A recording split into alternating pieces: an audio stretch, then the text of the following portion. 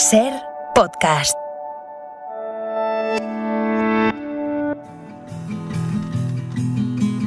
We've been gone for such a long time that I'm almost afraid to go home.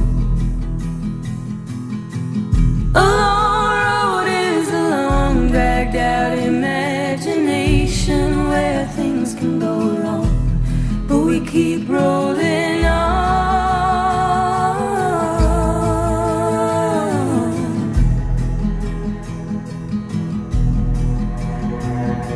No, doctor, but if I was guessing, I'd say it was just growing pains.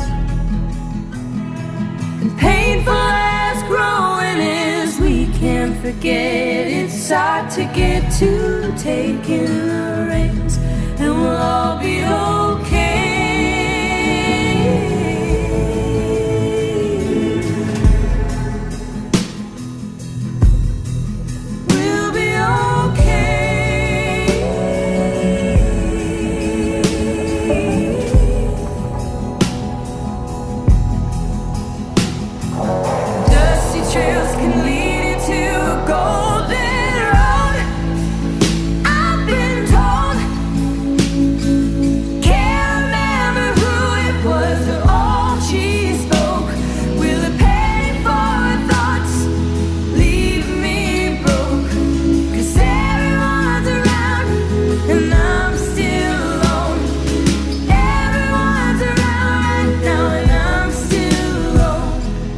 Juanjo Millás, buenos días. Buenos días, a ver. ¿Cómo estás? Bien, un poco frío aquí, ¿no? ¿Tenéis esto Frío, demasiado refrigerado? 23, te lo subo un poquito si quieres. Mira, tengo Un aquí poquito. 24, ¿te parece bien? ¿Cuánto? 24. 24, está bien. 25 si quieres. No, La casa 20. por la ventana. 24 está bien. 24. Ya está subido para que te encuentres mejor. Oye, me ha enseñado Paqui una fotografía de algo que hiciste el otro día en el reportaje que grabasteis, que escucharemos la semana que viene. Hicisteis un viaje en avión, del que también hablaremos la semana que viene. Pero en fin, en ese viaje en avión tú ibas leyendo un libro. Creo que lo acabaste al final del viaje y decidiste dejar el libro en el avión. Y en el libro escribiste una dedicatoria que decía: cuando hayas leído este libro magnífico, abandónalo, como yo, en algún sitio para que lo lea otro ser humano. Un fuerte abrazo, JJ Millás. Me encantaría que alguien que escucha este programa haya encontrado ese libro y nos dijera: lo he leído, lo he disfrutado y se lo he pasado a otro ser humano. Sería estupenda esa comunicación azarosa, ¿no? Sí. Sí, yo hago con algunos libros, en aviones y en trenes, porque claro, acabo muchos en ellos. Y este era un libro de Philip Roth que cogí de la estantería de casa. Un día de esos que dices, no sé qué leer, nada, y me acerqué a la zona de las biografías y autobiografías y dije, vi Roth, digo, Roth está garantizado, sea lo que sea, ¿no? Y resulta que es un libro que yo había leído hace muchos años y empecé a leer lo que es una biografía de él cuidando a su padre en los últimos días de su padre. En el último año, más o menos. Su padre ya es un hombre de 86 años, pero muy aferrado a la vida.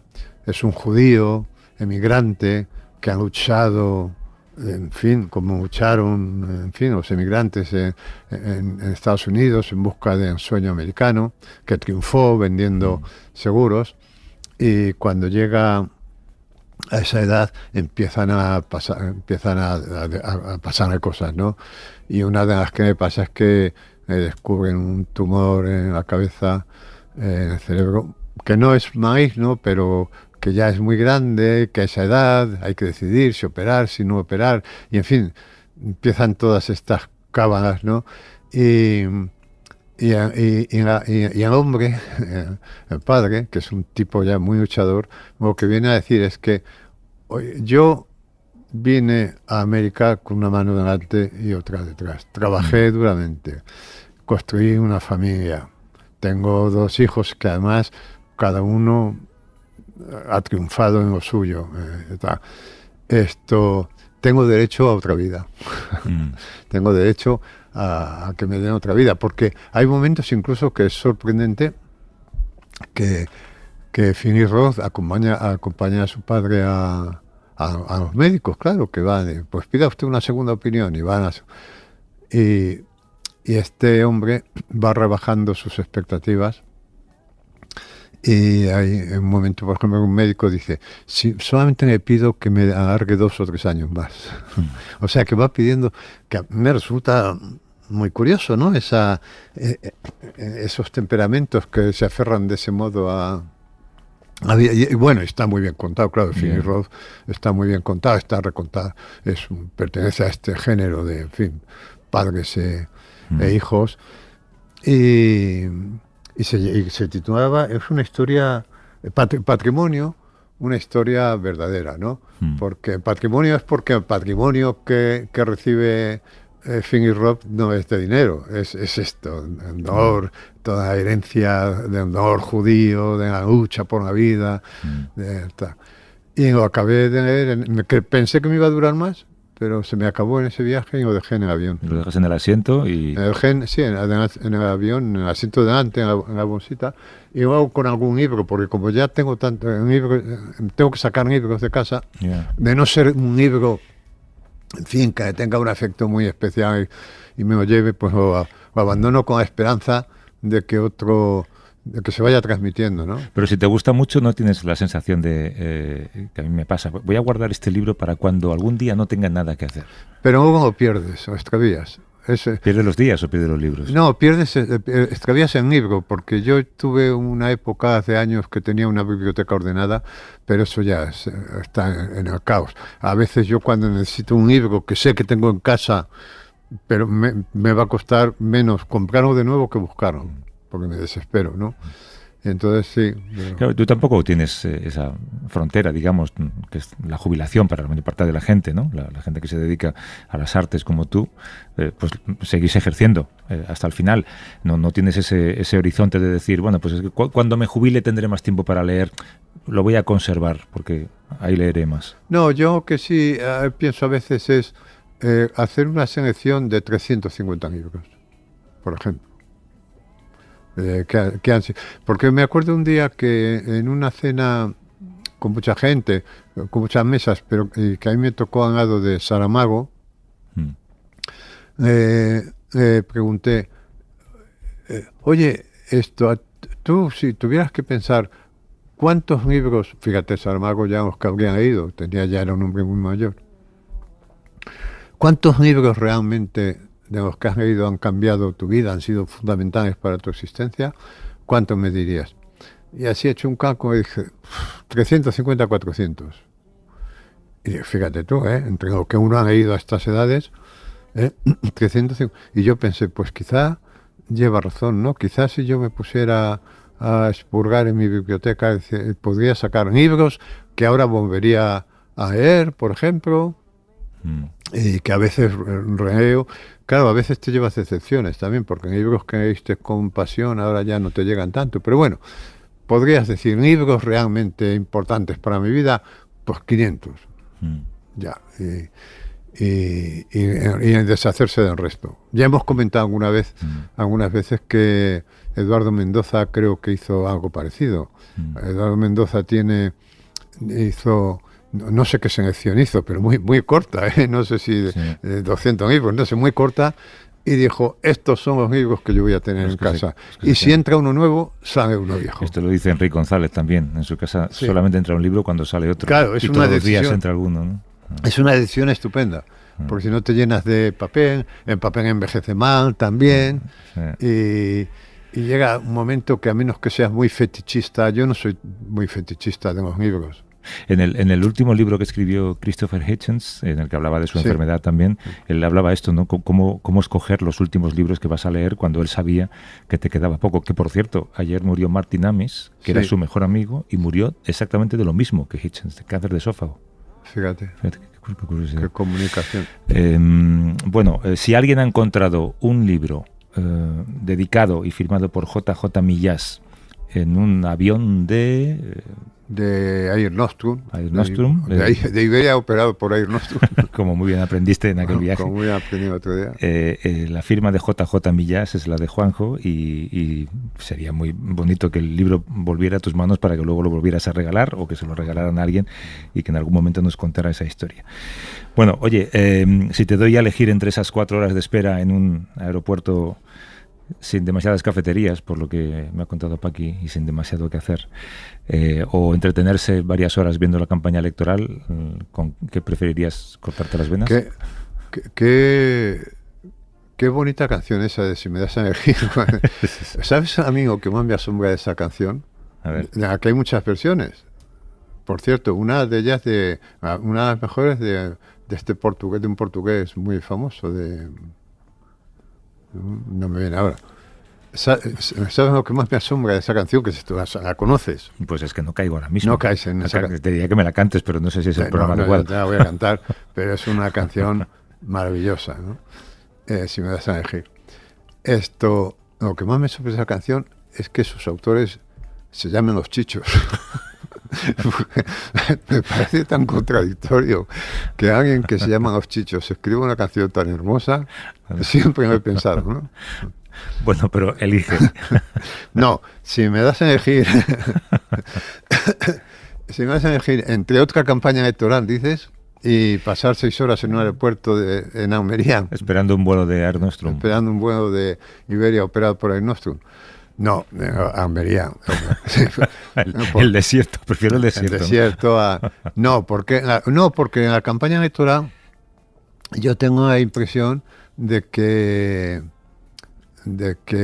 por cierto, que ahora recuerdo que Rosalía hizo también una versión muy buena de Si me das a elegir. Ah, sí. Porque yo tengo la impresión de que la campaña electoral ha pasado como si hubiera pasado, queda una semana, Estamos en la mitad. en una dimensión que no es la nuestra, una dimensión paralela que quizá haya afectado a los muy cafeteros, pero yo tengo la impresión de que está pasando una dimensión. De hecho hay un error. De entrada, ya un malentendido, que hablamos de la campaña electoral, y no es una campaña electoral, son muchas campañas electorales. De la de Teruel no hablamos, por ejemplo. Claro, pero ¿por qué hablamos de una campaña electoral? Porque se han falseado la campaña. Pensamos que es una campaña de derecha contra la izquierda, o de la izquierda contra la derecha, pero no es eso. Porque en España creo que hay 8.000 municipios y en cada municipio se vota de un modo distinto, y hay 17 comunidades que no sé si se votan todas ahora mismo, pero ya está falseada desde el principio, porque no es tendrían que decir las campañas electorales. ¿Cómo van las campañas electorales? Bueno, ya está falseado desde el principio. Quizá esa falsedad afecte al hecho de que tengamos la sensación de que transcurre en una dimensión que no de la realidad que no nos interesa, ¿no? Casi nos interesa más. Es curioso los problemas que está teniendo Tamara Falcó con el vestido de novia, ¿no? Y luego no sé, te iba a decir algo, pero se me ha ido. ¿Algo de la campaña? Algo de la campaña. Sí, que hasta qué punto no nos interesa, que precisamente ahora acabo de leer una entrevista con Manuel Toaría, el experto en encuestas. No, ese es el hermano. Bueno, el hermano de Manuel, entonces. Sí. Porque Manuel es meteorólogo, geógrafo. Su hermano en el CIS, quiere decir, ¿no? Su hermano en el CIS. Su hermano tiene una empresa propia, creo. Sí, de medición de sondeos. Juan Manuel Toaría, creo que se llama. Sí, y decía que la campaña electoral no mueve el voto. O sea, que es algo que he leído varias veces, pero aquí muy claro por un experto. Es decir, que la campaña electoral deja el voto exactamente igual que estaba cuando empezó. Y eso indica que ha ocurrido en una dimensión a la que la gente no ha prestado atención o ha dejado de prestar atención porque ha sido una campaña además especialmente insultante para la inteligencia, ¿no? Y entonces No, no soportaría, vamos, quiero decir, no soportaría, prefiero estar... Me daría la espalda, digamos. Me volvería a dar la espalda también a la campaña. Sí, es verdad que escuchas cosas que te hacen pensar, no me están hablando a mí, están hablando a alguien que piensan que seguramente tiene un nivel intelectual muy bajo y esa persona no existe, Claro. porque la gente sabe pensar, al fin y al cabo. Claro. ¿No? Yo otro día escribía un artículo que decía, da la impresión de que nos están diciendo, ríndanse, salgan con las manos en alto y entréguense ya sin ningún recato a la prensa del corazón. Porque hay más verdad y más calidad y más coherencia ahí que en el disparate político en el que vivimos inmersos, ¿no? No sé si escuchaste ayer, tuvimos a Harari en el programa, una conversación con él. Él hablaba de la inteligencia artificial. Ayer, por cierto, también Enrique González en su columna final del programa Escuché. decía esto, ¿no? Que si la inteligencia real es la que vemos en la campaña, pues casi mejor que venga la artificial, ¿no? Que a lo mejor nos supera un poco. ¿Escuchaste la entrevista? Sí, muy interesante, porque además mi Harari me parece que es un genio. A mí Sapiens me reveló tantas cosas, me contó tantas cosas de estas que a las que tú no habías puesto palabras, que sospechabas a las que no habías puesto palabras, que es un libro que leo, Sapiens lo vuelvo a leer de vez en cuando. He leído los otros que ha publicado también, pero Sapiens, porque es que me parece una historia de la humanidad tan bien contada y también contada en los momentos claves, ¿no? En ese momento en el que empiezan a aparecer las realidades imaginadas, ¿no? Lo que pasa es que fíjate que lo publicó no hace mucho y sin embargo el capítulo final parece que lo está escribiendo ahora, ¿no? Por lo menos lo escribía en la conversación cuando se mostraba tan apocalíptico sobre el futuro de la humanidad, ¿no? Me interesó mucho la entrevista, entonces te he traído, ahí te he dejado de regalo, por cierto, un tomo de la enciclopedia francesa, una enciclopedia de Diderot y d'Alembert, porque y te cuento por qué. Antes de que apareciera el mundo digital y todo esto hace unos años, porque claro, todo esto ha ido tan rápido, yo a todos los editores les propuse que tenían que editar en español esta enciclopedia. Pero claro, era una tarea titánica. Nadie se decidió, aunque yo creo que habría sido un éxito editorial, ¿no? Y entonces esta enciclopedia, bueno, es un poco la imagen viva del siglo de la Ilustración, del siglo de la razón, ¿no? Ahí están puestos todos los conocimientos de la época. Es un momento en el que se habla de la libertad de pensamiento, de la libertad religiosa, de la tolerancia religiosa, de los derechos humanos, de la separación de poderes. Es decir, es un siglo en el que creemos que todo lo va a arreglar la razón. La razón y la mecánica, y me explico. Sí, sí.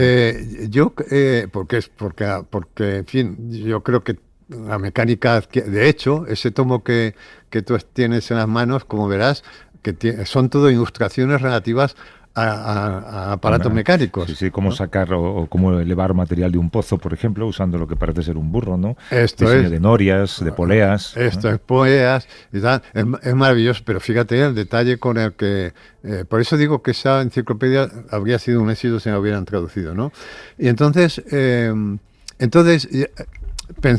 escuchando ayer vuestra entrevista, pensaba yo algo que en alguna ocasión ya te he dicho, pero que no me importa repetir porque es que me parece que es un hallazgo, ¿no?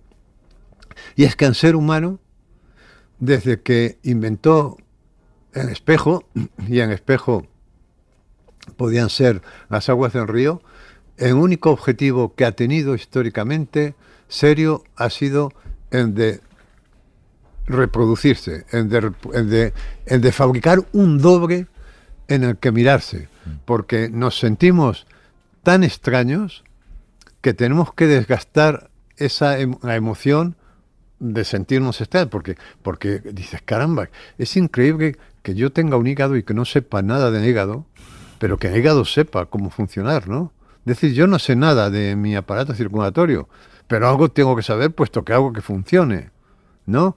Y tal. Entonces, la extrañeza que el ser humano tiene frente a este hecho único que es el de la autoconsciencia, ¿no? Ha hecho que a lo largo de los siglos vayamos generando un doble de nosotros. Y entonces, primero, ¿por qué se ha empezado?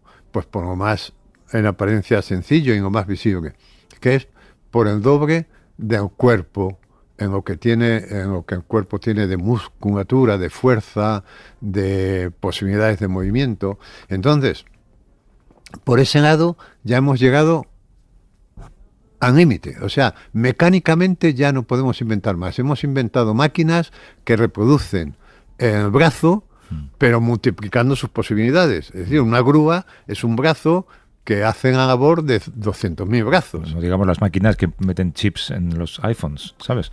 A una velocidad increíble. Por ejemplo, ¿no? O un tractor. Un tractor es capaz de hacer el trabajo de 2.000 hombres, ¿no? En el campo o demás, ¿no? En fin, la mecánica en el siglo XVIII ya estaba súper avanzada y todavía no había aparecido, me parece, en la máquina de vapor, que aparece después, que multiplica toda... Es decir, todo lo que es los movimientos del cuerpo los hemos imitado y además multiplicando su potencialidad.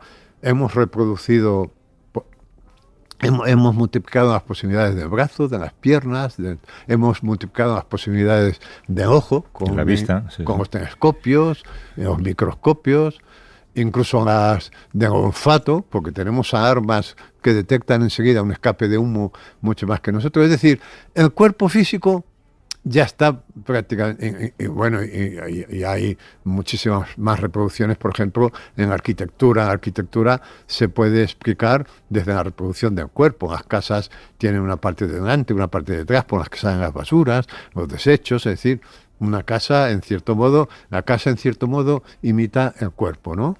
Y los intestinos del cuerpo, ¿no? Bueno, ya está todo resuelto por ahí, ya no hay nada más que inventar. El cuerpo está duplicado. ¿Qué nos faltaba entonces duplicar ahora? El cerebro, la mente.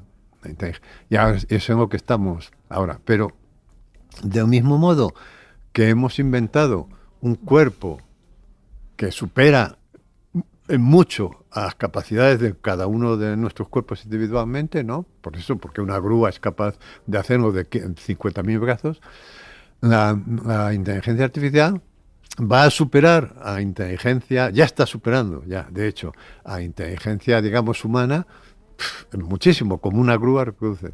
Y entonces ya tendremos el doble perfecto. Cuando la inteligencia artificial haya llegado a su cumbre, que ya ha llegado a una cumbre brutal, pero bueno, pero nos dicen que estamos en la edad de piedra de la inteligencia artificial, ¿no? Pero bueno, cuando haya llegado a su cumbre, ya de modo que para hacer una casa ya no dependemos de nuestros brazos, sino de la grúa. Para hacer un montón de tareas intelectuales, ya no dependeremos de nuestra cabeza, sino de la inteligencia artificial. Dependeremos de ella sin duda alguna. Y entonces ya habremos construido el doble perfecto, que es lo que llevamos haciendo desde que Narciso se miró en el agua, ¿no? Pero lo que no sabíamos, era lo que comentaba Harari ayer, era que esa creación de una nueva inteligencia incluye la creación de una nueva realidad, porque él contaba que él, por ejemplo, no sabe cuándo la realidad en la que está va a ser generada por la inteligencia artificial. Él no sabe si está hablando con alguien, si es alguien, o si forma parte de la realidad virtual. Antes pensábamos que la realidad virtual solamente llegaríamos a ella poniéndonos unas gafas que nos meterían en un mundo, ¿no? Ahora no, ahora la realidad virtual, la otra realidad, nos va a rodear. Claro, en el día a día. Ya la inteligencia virtual actual ya supera el test de Turing, que era aquel test por el que descubrías con una serie de preguntas. Si un robot era un robot, ¿no? Si era un robot. Ahora es imposible, ahora ya es imposible distinguirlo. Bueno, ahí estamos, ¿no? Y ahí estamos, y esto sorprende la alarma con la que los inventores de la inteligencia artificial han salido a decir, cuidado, cuidado, que hemos inventado algo que puede ser malísimo, porque claro, que lo dijeran otros, pero lo están diciendo, yo no sé si los inventores de la bomba atómica, cuando después de inventarla, salieron a dar ruedas de prensa diciendo, cuidado, cuidado. Que a lo mejor alguien la usa para... Cuidado, ¿no? Pero bueno, con independencia de un juicio que esto nos merezca, si es bueno o malo, no sé qué, para ti, para tal, las previsiones que hagamos, que son todas inútiles, porque cuando tú te imaginas a alguien que acaba de inventar en fuego, que acaba de inventar cómo se fabrica en fuego, porque el fuego ya existía, pero no... Pensando cómo va a ser un mechero, imposible. Y de repente dicen, no, esto va a llegar... Pues todavía no sabían cómo iban a hacer unas gachas, ¿no? Bueno, pues ahora... o sea, lo que dice Harari es muy sabio. Harari dice, si pensamos en cómo hemos evolucionado en los últimos 5 años, podemos pensar que es imprevisible lo que vaya a pasar en los 5 siguientes. Es absolutamente imprevisible. O sea, podemos hacer, en fin, todas las cábalas que queramos. Pero esto es la diferencia entre el crecimiento lineal y el exponencial. En exponencial se dispara y no sabes dónde llega. Y podemos especular sobre esto, sobre otro, pero lo que sí sabemos es que ya tenemos en doble, podemos descansar. Sí. Bueno, siempre decíamos, lo hemos comentado alguna vez, creo que incluso con Arzuaga, los grandes puntos de inflexión de la historia de la humanidad, pues esto, la invención del fuego, la invención de la rueda, hablábamos de la invención de Internet, igual ahí estábamos equivocados, ese punto de inflexión será que no sabemos a dónde llevará la civilización, la invención de la inteligencia artificial. Y estábamos pensando, también después de escucharlo, si con la inteligencia artificial perderemos algo de lo que tú hablabas mucho en Solo Humo y hemos comentado en este programa, que es el relato oral. Esas historias que se pasan de padres a hijos, de abuelos a nietos y que se van conservando. Llegará un punto en el que ese relato oral será irrelevante, porque todo lo sabrá la inteligencia artificial. No preguntaremos a nuestros abuelos, oye, ¿cómo vivíais en la época de la guerra? Se lo preguntaremos a... No, pero no será, yo creo que no, porque el relato es absolutamente necesario como el mito como alimento para el ser humano, porque el ser humano tiene estas dos dimensiones. Tiene la dimensión racional, en fin, con las que puedes estudiar, yo qué sé, matemáticas, pero hay cuestiones que solamente te llegan a través del cuento, a través del mito, el mito ha sido tan importante en la historia de la humanidad, porque el mito, y ahí incluyo la novela, la literatura, los libros de viajes, porque el mito traduce una generalidad que nos concierne y que no hay otro modo de transmitirla, que no se puede transmitir con fórmulas matemáticas. Y esa dimensión del ser humano sigue vigente. Bueno, y sigue tan vigente que nunca hemos consumido tanta ficción como ahora. Tú fíjate, la gente que se pasa la vida viendo series, viendo películas, o sea, jamás en la historia de la humanidad se ha consumido tanta ficción como se consume ahora, y la ficción va a seguir siendo necesaria. Ahora, que la haga una inteligencia artificial o que la haga un ser humano, eso ya es otra cosa. Sí, pero la ficción va a ser absolutamente necesaria. Otra cosa, exacto, al margen de quien lo haga. A mí me interesaba más ese ejercicio de recuperar, pues por ejemplo, modelos de vida del pasado que ahora hacemos de una manera, que es preguntando a quienes lo vivieron. Fíjate, tú decías que te gustaría saber por qué no se publicó en español esta enciclopedia, ¿no? Ahora ya es demasiado tarde para saberlo. Y que, sin embargo, en el futuro, pues a lo mejor se convierte en irrelevante ese procedimiento, porque tú le preguntas a ChatGPT o le preguntas a la inteligencia artificial que habrá leído todos los libros publicados sobre eso y te lo contará. Nosotros... es que lo alucinante, claro, es que la inteligencia artificial puede hacer cosas atroces, según nos dicen sus creadores, pero claro, puede hacer cosas. El otro día, en una intervención que teníamos Arzuaga y yo en CaixaForum, Arzuaga decía, claro, con mucha razón, que puede ser que tú me preguntes un día a la inteligencia artificial cómo se cura Alzheimer, y resulta que como reúne toda la información que hay sobre Alzheimer en todo el universo. Te lo resuelve. Y en cuestión de segundos lo hace, pues puede ser que en un momento dice, pues mire usted, en Alzheimer se resuelve. Y diga, vaya, hombre, ¿cómo no se nos había ocurrido?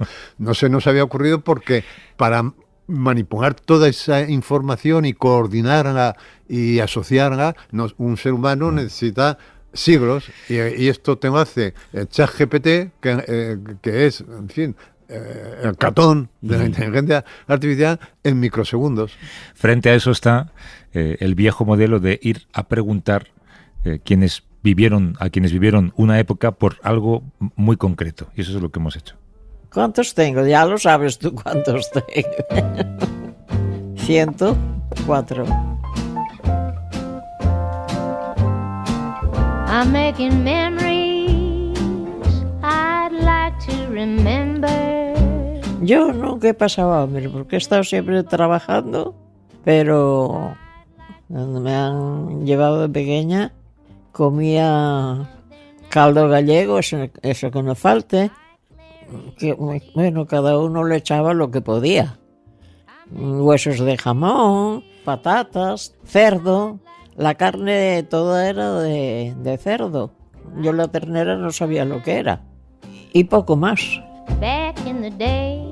Cuando un domingo, por ejemplo, se mataba un pollo y entonces se comía pollo, pero si no, y era más bien en las fiestas. Así era. El pescado solo sabía comer truchas, que las pescaban en los ríos allí. There on the ground. Café no, yo no sabía lo que era café. Bueno, la fruta, cuando había cerezas nos subíamos a los árboles a buscar cerezas y a los perales a buscar peras. Y los chavales nos subíamos a una finca a robar la fruta. Some of their names, like Larry and Steve. Aunque cuando la guerra estaba muy escaso todo. Los pobres todos los días iban a pedir. Sí, mucho. Pues un cacho de pan. Pedían. Y le dabas lo que podías. Lo que tuvieras, dabas. Sí. Yo os he dado muchas limosnas, cuando fui mayor. Muchas. Porque sabía lo que era tener que andar pidiendo. Y todo eso, cariño mío, todo muy escaso, hija. Pero ya llegó la abundancia. Para algunos, para otros todavía sigue la cosa mal. Yeah, I'm making memories that I can keep. Esta mujer, seguramente te acordarás de ella, Concepción, 104 años, es una de los 4 centenarios que estuvieron hace unos años en el programa con nosotros, Juanjo. De hecho, hace poco nos envió una foto de vacaciones en la playa y esa fortaleza pues igual tiene algo que ver con la comida, a pesar de el hambre que pasó durante muchos años. Esta mujer nació en 1919. De hecho, cuando Paqui fue a charlar un rato con ella, cuando hablaba de la guerra, no sabíamos si se refería a la Primera Guerra Mundial, a la Segunda, a la Guerra Civil. David Conde y Lorenzo Mariano son doctores en antropología, especializados en alimentación y en el estudio del hambre en la posguerra española. ¿Estáis por ahí, en Cáceres? David, Lorenzo, buenos días. Hola, buenos días. Hola, buenos días, ¿qué tal? Encantado. Acabáis de publicar un libro precioso, pero tremendo en su contenido, sobre cómo se comía durante la guerra y la posguerra en España. Se llama Las recetas del hambre, publicado por Editorial Crítica. Mejor dicho, cómo no se comía en España en aquella época. Este trabajo que habéis hecho, que es un trabajo de campo, un trabajo de antropología, yo supongo que habréis hablado con muchísima gente muy mayor. ¿Es un trabajo que podría haber hecho la inteligencia artificial dentro de unos pocos años? Bueno, respondo yo si quieres. Nosotros hemos trabajado, llevamos 10 años trabajando sobre este tema y hablando, como bien has dicho, con muchas personas, ¿no? Nuestro trabajo tiene el riesgo para nosotros también de la implicación emocional al trabajar con personas que la mayoría de ellas ya se han muerto. Nosotros comenzamos a trabajar con personas mayores de 85 años hace 10 años y la mayoría pues rondan ya los 100.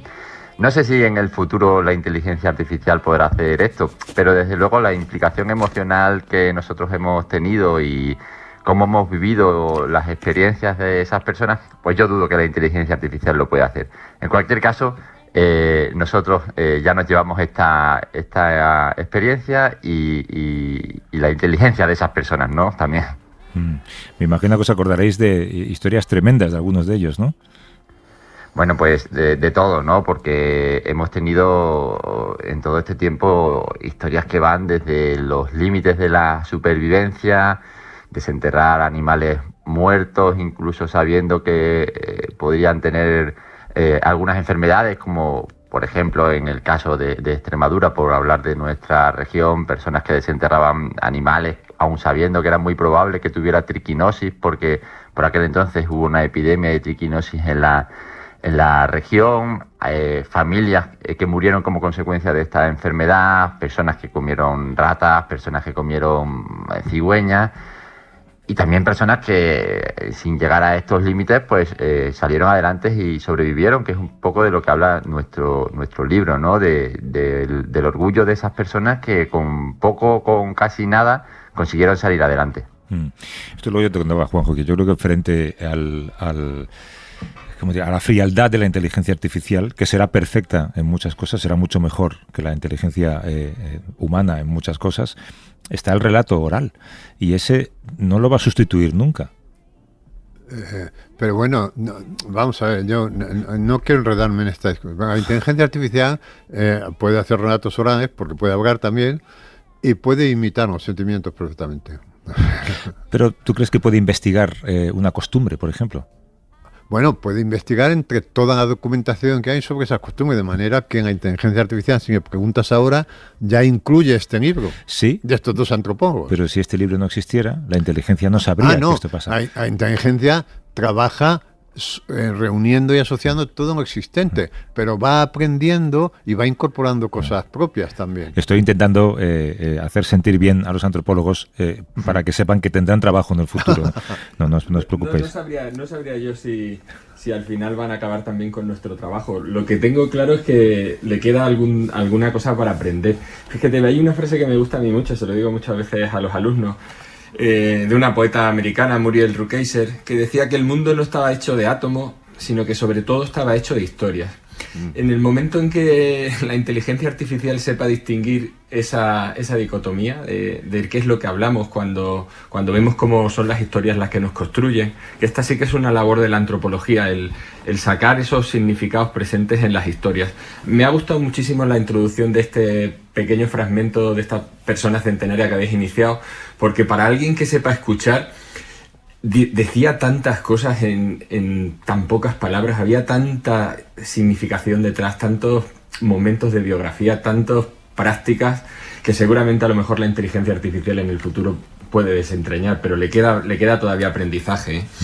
Sí, Arzuaga suele decir que el cerebro humano es un consumidor insaciable de glucosa y cuentos.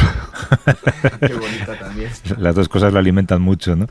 Oye, en vuestro trabajo es un libro precioso, tengo que decirlo, y os felicito por ello. De hecho, cayó en mis manos en una librería y nada más abrirlo sabes que es un libro que te va a encantar.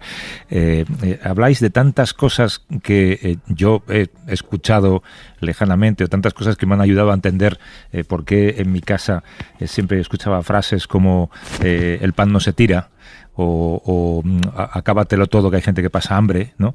Y todo eso viene de una época en la que el hambre era la constante, ¿no?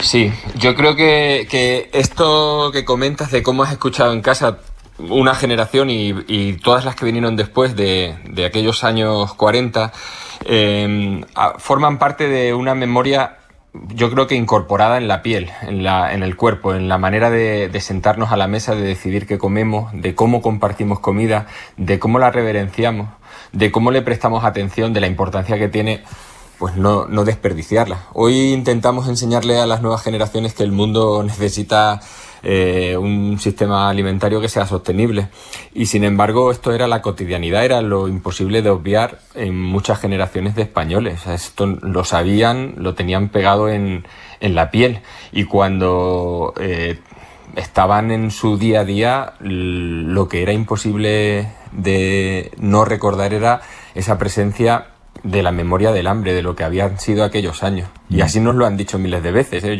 Mis abuelos me lo han dicho un montón de veces. Mi propio padre me dice, tenían que venir otra guerra. Lo hace como un tono amenazante, viendo en qué manera a veces desperdiciamos nuestros recursos. Esa frase la he escuchado yo alguna vez. Se tenía que venir otra guerra, lo decían lógicamente con buena intención, pero la frase es un poco dura. ¿Qué eran los sustancieros, los que alquilaban huesos? Esta es una figura casi mítica de la posguerra.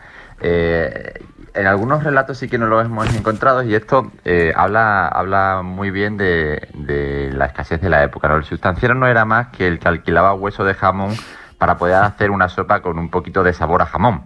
Él alquilaba el hueso, metías el hueso en la cazuela, y cuando, el tiempo que correspondía para hacer el caldo, pues se lo llevaba a la siguiente casa y lo volvía a alquilar. Y el señor esperaba allí a que el caldo se hiciera, claro. El señor esperaba allí, y habla precisamente pues de la crudeza de este tiempo, ¿no? Y que, por ejemplo, a pesar de que mucha gente podía hacer matanza, pero el jamón era algo que se vendía, es decir, las piezas más nobles del cerdo nunca se consumían por las personas más pobres, sino que se vendía, por lo tanto ni tan siquiera tenían para hacer un caldo. Sí, es que esta historia hace reír, pero porque parece como de berganga, ¿no? Un tipo con un hueso de jamón atado a un cordón que echaban en agua y decía, 5 minutos a la otra casa. ¿Qué me debo? No, enhorabuena por el libro, porque es realmente fantástico. Me ha llamado la atención un detalle, muchos detalles, pero es que no puedo dejar de mencionar ¿no? En las recetas del gazpacho hay un momento en que dices que en gazpacho también era un modo, decís que era un modo de entretener en estómago. Dice, literalmente, hasta la llegada de un plato más consciente. ¿Qué es un plato más consciente? O sea, se utilizaba este adjetivo para hablar de platos más consistentes. Es que me parece maravilloso. Un plato más consciente. Bueno, es una cuestión de una forma de expresar pues esto, ¿no? Que tenías que llevarte a la boca algo hasta que aguantar, hasta tener un plato que te pudiera quitar el hambre de verdad, porque el gazpacho lo único que hacía era entretener el estómago, ¿no? Entonces es una manera de hablar, de expresarlo, igual, ¿no? O sea, todos los detalles van encaminados en la misma dirección. Más que a intentar mostrar las recetas o la importancia que pudiera tener la receta de gazpacho, lo que nosotros hemos pretendido en el libro es intentar mostrar biografías, como decía Lorenzo antes, y experiencias, ¿no? Y aquí las palabras pues también importan, lógicamente. Es curioso esto de entretener al estómago, otra frase muy divertida. ¿Cuánta de nuestra cocina se podría decir que es cocina de aprovechamiento? Y me estoy acordando de aquello que decía Gila, ¿no? De que el abuelo tenía cuidado de no morirse porque si no su hija le hacía croquetas. Es verdad que durante una gran parte del siglo XX la cocina española ha ido pues enfocada al aprovechamiento, incluso manuales editados por la sección femenina que reconvenían a las mujeres y enseñaban a no desperdiciar comida, que es bastante diferente al panorama actual, en el que seguimos entreteniendo o haciendo consciente al estómago a partir de los ojos. Esto es una distinción que se puede poner en marcha cuando vemos cómo se sienten saciados generaciones diferentes.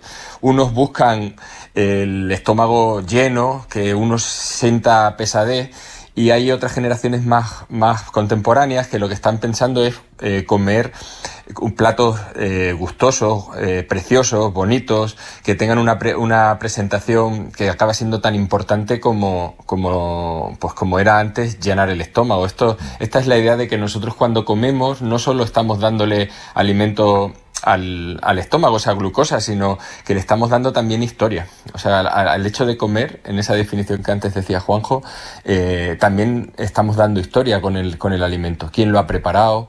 ¿Qué ha hecho para prepararlo de esta manera? ¿Qué memorias tiene ese alimento? Todas esas cosas las estamos comiendo a la vez que lo alimentamos físicamente. Y yo creo que sí, que una parte de la gastronomía culinaria del siglo XX hereda esa idea de aprovechar, de ser consistente. Sí, yo, bueno, tengo que decir para los oyentes que este libro, aparte de tener un texto, digamos, introductorio y tal, que cuenta cómo fueron esos años hasta el año 52, que desaparecen las cartillas de racionamiento y todo esto, ¿no? Contiene un recetario de cocina, un recetario convencional, solamente que un recetario de pobres, ¿no? Y entonces yo muchas de esas recetas me dan tantas tentaciones de hacerlas, ¿no? Porque por un lado uno descubre que cocinar, como yo digo muchas veces, está chupado. Si sabes hacer un sofrito, ya sabes hacer todo, ¿no? Pero por otro, que hay cosas súper imaginativas. Por ejemplo, cómo hacer una tortilla de patatas sin huevos y sin patatas. Que ahora, oye, como cosa experimental, estaría muy bien invitar como aperitivo, ¿no? De mirar una tortilla de patatas sin huevos y sin patatas. ¿Cómo eran esas tortillas? Bueno, esta es una de las recetas icónicas de la posguerra. Nosotros en esta receta le hacemos un guiño a un libro extraordinario que se edita en el año 1941 de Ignasi Domenech, Cocina de recursos, sí, donde ya se describe esta receta, ¿no? Y la ponemos en el libro porque viene a condensar también de manera perfecta la oda a la imaginación que supusieron aquellos tiempos. Esta receta básicamente se basa en sustituir la patata y el huevo fundamentalmente con la parte blanca de la cáscara de la naranja. Fijaos hasta qué punto, ¿no? Y luego se hace una pequeña pasta con harina y al final acaba apareciendo una cosa que se parece a una tortilla de patata, pero que lógicamente nada tiene que ver ni en sabor, ni en textura, ni en olor con la tortilla de patata. Pero esta era la estrategia en realidad. Pero que está rico. La estrategia era seguir o mantener la estructura culinaria, es decir, intentar mantener algo de normalidad en un tiempo que no era normal, llamando tortilla de patata una cosa que nada tenía que ver con tortilla de patata y llevando a los platos pues una cierta normalidad en la vida cotidiana, cuando en realidad no era así, ¿no? Nos quedan un par de minutos y me gustaría, aunque va a quedarnos mal sabor de boca y nunca mejor dicho, que nos dijerais las cosas que se comían, o los animales que entonces se comían y que obviamente se han dejado de comer, como por ejemplo ratas en las paellas. 1, 2, 3, no respondo. Bueno, ratas en las paellas o cigüeñas, por ejemplo, en el caso de Extremadura. No se me ocurre ahora mismo más porque en realidad... ¿El qué, perdón? ¿Cómo? Lagartos. Por ejemplo. Lagartos era una posibilidad. También hemos tenido relatos de personas de comer serpientes, es decir, que en pájaros, realidad, por supuesto. Pájaros, sí. Lo que podían. Bueno, había en Madrid había tiendas de carne de caballo hasta hace nada. Hace poco, ¿no? Correcto. El caballo también, ¿eh? Tenemos relatos de comer caballo, tenemos relatos de comer también, por ejemplo, burro y el paradigma de la posguerra, ¿no? Que no lo recordaba antes, pero por supuesto el gato, ¿no? El gato, darte gato por liebre, ese es el gran paradigma de comer animales que ahora no se comen en la posguerra. Sí. Madre mía. Y el ritual también era diferente, ¿no? El puchero en el centro de la mesa y al invitado cuanto más comiera mejor.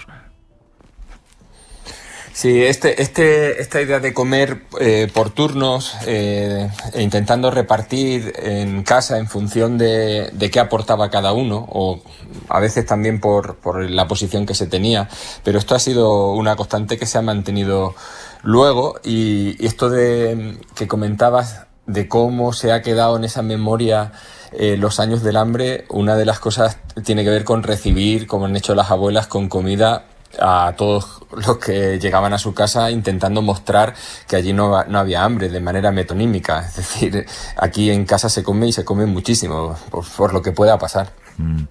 Claro, habéis mantenido el contacto, supongo, con la gente a la que habéis entrevistado. Algunos ya no están con nosotros, supongo. ¿Habrá una segunda parte, quizá?